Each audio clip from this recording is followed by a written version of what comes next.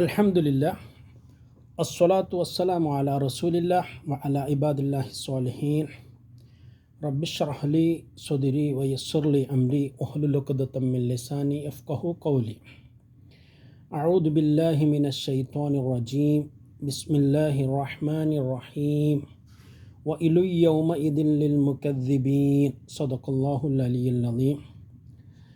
എൻ്റെ ശബ്ദം ശ്രവിക്കുന്ന മാന്യ ശ്രോതാക്കളെ, അസ്സലാമു അലൈക്കും വറഹ്മത്തുള്ളാഹി വബറകാത്തു. വിശുദ്ധ ഖുർആനിലെ 77-ാമത്തെ അധ്യായമായ സൂറത്തുൽ മുർസലാത്തിലെ ആവർത്തിച്ചു വരുന്ന ഒരായത്താകുന്നു ഞാനിവിടെ ഓതിയത്. വഇലു യൗമഇദിൻ ലിൽ മുകദ്ദിബീൻ, അന്നത്തെ ദിവസം കളവാക്കുന്നവർക്ക് മഹാനാശം എന്നാണ് ആ ആയത്തിൻ്റെ അർത്ഥം വരുന്നത്. നമുക്കറിയാം, ഇവിടെ ഈ സൂറത്തിൻ്റെ ആരംഭത്തിൽ അന്ത്യനാളുമായി ബന്ധപ്പെട്ട് സംഭവിക്കുന്ന മഹാസംഭവങ്ങളെക്കുറിച്ചൊക്കെ പ്രതിപാദിച്ചു കൊണ്ടാണ് ഈ സൂറത്തിൽ ആവർത്തിച്ചുകൊണ്ട് ഈ വചനം അല്ലാഹു സുബ്ഹാനഹു വ തആല അവതരിപ്പിച്ചിരിക്കുന്നത്. പ്രവാചകന്മാരിലൂടെയും വേദഗ്രന്ഥത്തിലൂടെയും അവതരിക്കപ്പെട്ട മുന്നറിയിപ്പുകളെ അവഗണിച്ചുകൊണ്ട് അള്ളാഹുവിലും അന്ത്യനാളിലും വിശ്വസിക്കാതെ അവൻ്റെ പ്രവാചകന്മാരുടെ മുന്നറിയിപ്പുകളെ താക്കീതുകളെയും തള്ളിക്കളഞ്ഞുകൊണ്ട് അന്ത്യനാളിനെക്കുറിച്ച് തമാശയാക്കി കളയുന്ന, അങ്ങനെ ഒരു പുനർജീവനം ഉണ്ടാവുകയില്ല എന്ന് വാദിച്ചു കൊണ്ടിരിക്കുന്ന സത്യനിഷേധികളായ ആളുകൾക്ക് അന്നത്തെ ദിവസം വമ്പിച്ച നാശമായിരിക്കും എന്ന് തന്നെയാണ് ഇവിടെ അല്ലാഹു സുബ്ഹാനഹു വ തആല സൂചിപ്പിക്കുന്നത്. എങ്കിലും വിശ്വാസികൾ എന്ന നിലയിൽ നാം ഓരോരുത്തരും നമ്മുടെ ജീവിതവുമായിട്ട് എത്രമാത്രം ഈ ആയത്ത് ബന്ധപ്പെട്ട് കിടക്കുന്നു എന്നും കൂടി പരിശോധിക്കേണ്ടിയിരിക്കുന്നു.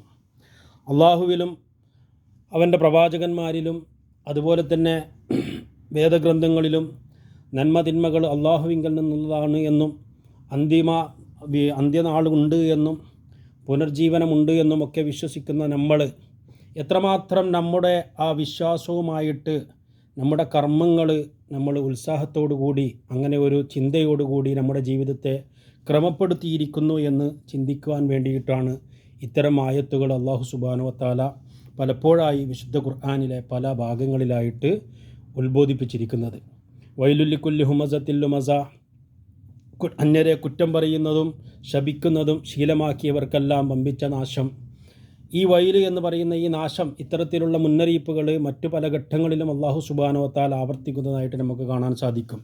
വേറെയും പല ആയത്തുകളിൽ വൈലുല്ലിൽ മുസല്ലീൻ, നമസ്കരിക്കുന്നവർക്കാകുന്ന നാശം എന്ന് പറഞ്ഞുകൊണ്ട് അനാഥകളെ അവഗണിക്കുന്നതിനെയും അഗതിക്ക് ഭക്ഷണം കൊടുക്കാൻ പ്രേരിപ്പിക്കാതിരിക്കുന്നതിനെയും ഒക്കെ കുറിച്ചുകൊണ്ട്, അഥവാ അന്ത്യനാളിൽ വളരെ ശക്തമായ ശിക്ഷാ നടപടികൾക്ക് നാം ഓരോരുത്തരും വിധേയമാവേണ്ടി വരും എന്ന് മുന്നറിയിപ്പ് ഇത്തരത്തിലുള്ള ആയത്തുകളിലൂടെ അല്ലാഹു സുബ്ഹാനഹു വ തആല നമുക്ക് മുമ്പിൽ അവതരിപ്പിക്കുന്നുണ്ട്. നമുക്കറിയാം, നാം ഓരോരുത്തരും ഒരു മനുഷ്യൻ എന്ന നിലയിൽ, വിശ്വാസി എന്ന നിലയിൽ കർമ്മോത്സുകരായിട്ട് മാറുന്നത് അള്ളാഹുവിനെ കണ്ടുമുട്ടുമെന്നും നമ്മുടെയൊക്കെ മടക്കം അള്ളാഹുവിങ്കലേക്കാണ് എന്നും അവിടെ നമ്മുടെ ഓരോ കർമ്മങ്ങളെക്കുറിച്ചും സൂക്ഷ്മമായിട്ടുള്ള വിചാരണ ഉണ്ടാകുമെന്നും ആ സൂക്ഷ്മമായ വിചാരണയ്ക്ക് ശേഷമുണ്ടാകുന്ന ശിക്ഷാ നടപടികളാകുന്നു യഥാർത്ഥത്തിൽ നമ്മുടെ ശാശ്വതമായ ജീവിതമെന്നുമുള്ള ഒരു ബോധ്യം വിശ്വാസിക്ക് ഉണ്ടാക്കിയെടുക്കുക എന്നുള്ളതാണ് നാം ഓരോരുത്തരുടെയും കർത്തവ്യം. അങ്ങനെ ഒരു ബോധ്യമുണ്ടായെങ്കിൽ മാത്രമേ നമുക്ക് അള്ളാഹുവും അവൻ്റെ പ്രവാചകനും നമ്മോട് ആവശ്യപ്പെടുന്ന രീതിയിൽ, വേദഗ്രന്ഥങ്ങളിലൂടെ പ്രവാചകന്മാരിലൂടെ അള്ളാഹു ആവശ്യപ്പെടുന്ന രീതിയിൽ നമ്മുടെ ജീവിതത്തെ നമുക്ക് ക്രമപ്പെടുത്തിയെടുക്കുവാൻ സാധിക്കുകയുള്ളൂ എന്നുള്ളതാണ്. മരണാനന്തരത്തെ ജീവിതത്തെക്കുറിച്ച് യാതൊരു വിധത്തിലുള്ള ബോധ്യവുമില്ലാതെ ആവുകയാണ് എങ്കിൽ, നമ്മുടെ വിചാരണയെക്കുറിച്ച് നമുക്ക് ചിന്തിക്കുവാൻ കഴിയുന്നില്ല എങ്കിൽ, അത്തരം ചിന്തകൾ നമ്മുടെ ജീവിതത്തിൽ നിന്ന് അന്യമായി പോകുമ്പോഴാണ് നമ്മൾ ആലസ്യത്തിലേക്ക് പെട്ടുപോകുന്നത്, നമ്മൾ തിന്മകളിലേക്ക് മുഴുകിക്കൊണ്ടിരിക്കുന്നത്. എന്നാൽ നാം ഓരോരുത്തരും നമുക്ക് ഏത് നിമിഷവും വന്നു ഭവിച്ചേക്കാവുന്ന മരണവും മരണാനന്തരം തൻ്റെ നാഥനെ കണ്ടുമുട്ടുമെന്നും അവിടെ നമ്മുടെ രക്ഷാശിക്ഷാവിധികൾ അള്ളാഹുവിൻ്റെ സൂക്ഷ്മമായ വിചാരണയ്ക്ക് ശേഷമാണ് എന്നുള്ള ബോധ്യമുണ്ടാകുമ്പോൾ നമുക്കൊരിക്കലും തന്നെ അള്ളാഹുവിൻ്റെ പള്ളിയിൽ നിന്ന് ബാങ്ക് വിളി കേൾക്കുമ്പോൾ കിടക്കയിൽ കിടന്നുറങ്ങുവാനോ നമ്മുടെ ബിസിനസ്സോ മറ്റു താല്പര്യങ്ങൾക്കോ വേണ്ടിയിട്ട് നമസ്കാരത്തെ മാറ്റിമറിക്കുവാൻ നമുക്ക് സാധ്യമല്ലാതായിട്ട് വരും. നമ്മുടെ ചുറ്റുപാടുകളിൽ നടക്കുന്ന ആചാരങ്ങളിലും അനുഷ്ഠാനങ്ങളിലും അനാവശ്യമായ ആചാരങ്ങളിൽ മുഴുകിക്കൊണ്ട് അള്ളാഹുവിൻ്റെ ദീനിൻ്റെ നിയമങ്ങളെ കാറ്റിൽ പറത്തിക്കൊണ്ട് നമ്മൾ മുഴുകിക്കൊണ്ടിരിക്കുന്നത് ഈ ബോധ്യം നമുക്ക് നഷ്ടപ്പെട്ടു പോകുമ്പോഴാണ്. അങ്ങനെ നഷ്ടപ്പെടാത്ത ആളുകളായിരുന്നു ലോകത്ത് ചരിത്രത്തിൽ പ്രവാചകന്മാരോടൊപ്പം ജീവിച്ച സഹാബികളായ ആളുകൾ. ആ ഒരു ബോധ്യം, നാളെ ഒരു വിചാരണയുണ്ട്, അവിടെ തൻ്റെ റബ്ബിനെ കണ്ടുമുട്ടുമെന്നുള്ള ബോധ്യം വന്നപ്പോൾ അവർ അത്ഭുതം സൃഷ്ടിക്കുന്ന രീതി ജീവിച്ചത് കാണിച്ചു തന്നത് നമുക്ക് കാണാൻ സാധിക്കും.